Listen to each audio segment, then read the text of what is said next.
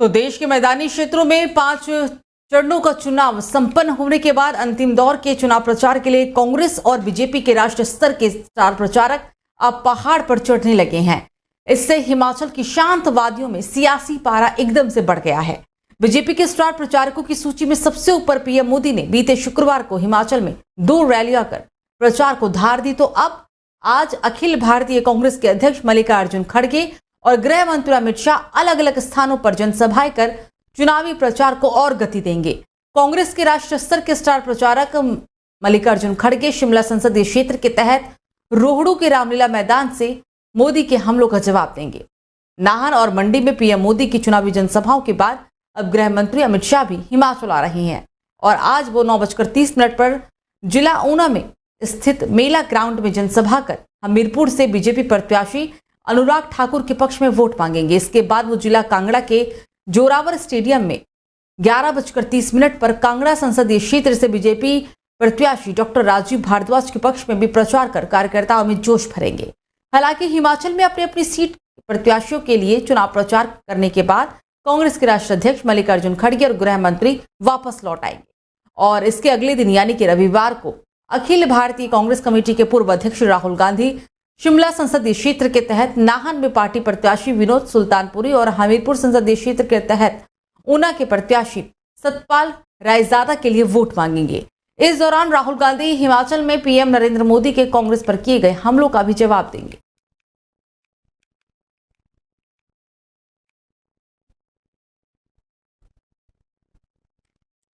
तो चलिए खबरों में आगे बढ़ेंगे। लोकसभा चुनाव के 6ठे और 7वें चरण के लिए अब इंडिया गठबंधन ने पूरी ताकत लगा दी है और इसी कड़ी में उत्तर प्रदेश के कांग्रेस सांसद राहुल गांधी और समाजवादी पार्टी मुखिया अखिलेश यादव के बाद प्रियंका गांधी वाड्रा और डिंपल यादव भी पूरी तरह से चुनावी मैदान में एक्टिव है।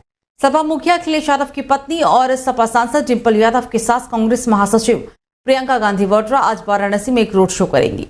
प्रियंका गांधी और डिंपल यादव का वाराणसी के दुर्गा कुंड से रविदास मंदिर तक ये रोड शो रहेगा। प्रियंका गांधी और डिंपल यादव का संयुक्त रोड शो लगभग 4 किलोमीटर लंबा रहेगा और इसके साथ ही प्रियंका गांधी और डिंपल यादव भी श्री काशी विश्वनाथ मंदिर में दर्शन पूजन भी कर सकते हैं।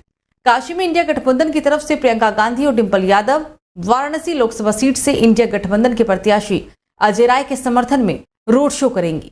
प्रियंका गांधी और डिंपल यादव का रोड शो दुर्गा कुंड स्थित कुष्मांडा देवी मंदिर के पास से शुरू होकर सीर गोवर्धनपुर स्थित संत रविदास मंदिर पर जाकर समाप्त होगा। डिंपल यादव वाराणसी एयरपोर्ट पर लगभग 3:40 पर पहुंचेंगी, तो वहीं प्रियंका गांधी एयरपोर्ट पर 4 बजे आएंगी। एयरपोर्ट पर पहुंचने के बाद दोनों लोग एक साथ रोड शो में शामिल हो जाएंगी। प्रियंका गांधी और डिंपल यादव श्री काशी विश्वनाथ मंदिर में पूजा अर्चना भी कर सकती हैं। दर्शन पूजन के बाद रोड शो शाम लगभग 5 बजे शुरू हो जाएगा।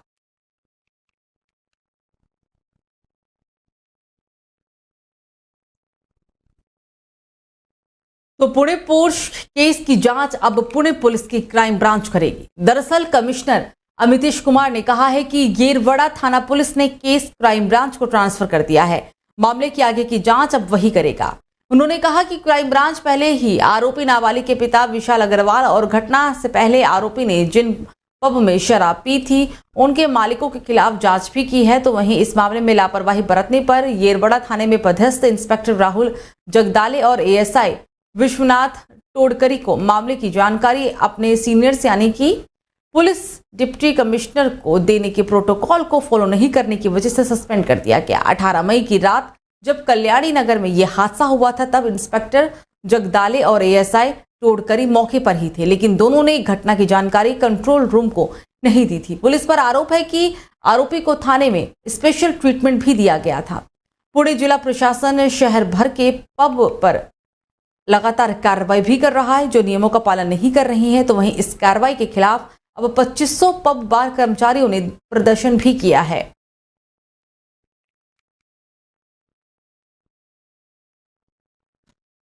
तो देश में साइबर क्राइम लगातार तेजी से बढ़ रहा है। लोगों को निशाना बनाने के लिए नए नए तरीके से खोजी भी जा रही हैं। धोखाधड़ी के लिए एक नया तरीका डिजिटल हाउस अरेस्ट काफी इस्तेमाल भी होता है। रिजर्व बैंक की एक रिपोर्ट से पता चला है कि 2023 के दौरान देश में 30,000 करोड़ रुपए से भी अधिक की धोखाधड़ी हुई है। हाउस अरेस्ट में नकली पुलिस स्टेशन, सरकारी कार्यालय स्थापित करने और ईडी जैसी वर्दी पहनने वाले भी हथकंडे अपनाए जा रहे हैं। हालांकि पिछले एक दशक में भारतीय बैंकों ने धोखाधड़ी के 65,017 मामलों की सूचना दी थी, जिसके कारण कुल 4.69 लाख करोड़ रुपए का नुकसान भी हुआ था। साइबर अपराधी बेखबर लोगों को धोखा देने के लिए UPI, credit card, OTP, job और डिलीवरी स्कैम सहित कई तरह के तरीके अपनाते हैं।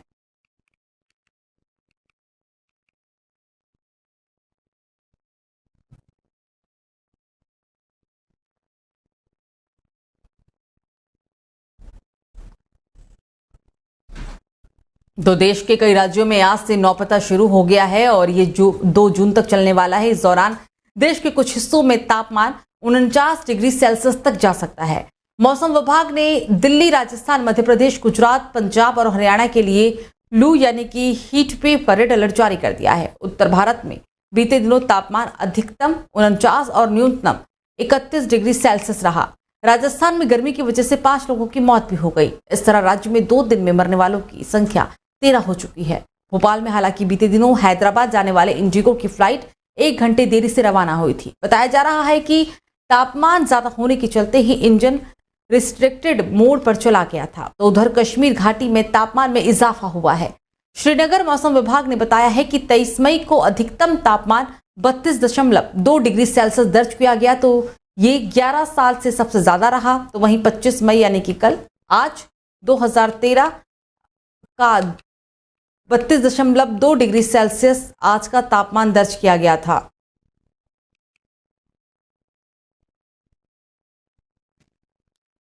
तो चलिए खबरों में आगे बढ़ेंगे और एक और अहम खबर की ओर रुख करेंगे, जहां केरल में भारी बारिश का अलर्ट जारी है। आपको बता दें कि राज्य के कुछ हिस्सों में पिछले 24 घंटे में 20 मिलीमीटर से भी अधिक बारिश हो चुकी है। भारी बारिश से कोची और त्रिशूर सहित प्रमुख शहरों में जलभराव भी हो गया है। भारत मौसम विज्ञान विभाग यानी कि आईएमडी ने पत्तनमथिट्टा, कोट्टायम और इक्कुटुडी जिले में ऑरेंज अलर्ट जारी किया है। रेड अलर्ट 24 घंटे में 20 सेंटीमीटर से भी ज्यादा बारिश का संकेत देता है, जबकि ऑरेंज अलर्ट के तहत 11 सेंटीमीटर से 20 सेंटीमीटर के बीच भारी बारिश की संभावना भी होती है। 6 सेंटीमीटर से 11 सेंटीमीटर के बीच भारी बारिश की संभावना होने पर येलो अलर्ट जारी किया जाता है। दरअसल राज्य के राजस्व मंत्री के राजन ने आज मीडिया से मुलाकात की और कहा कि राज्य के कुछ हिस्सों में लगातार पिछले 24 घंटे में 20 सेंटीमीटर से भी ज्यादा बारिश हो चुकी है। उन्होंने कहा कि कोझिकोड जिले के कुन्नुमंगलम में पिछले 24 घंटे में 226.2 मिलीमीटर बारिश हुई है।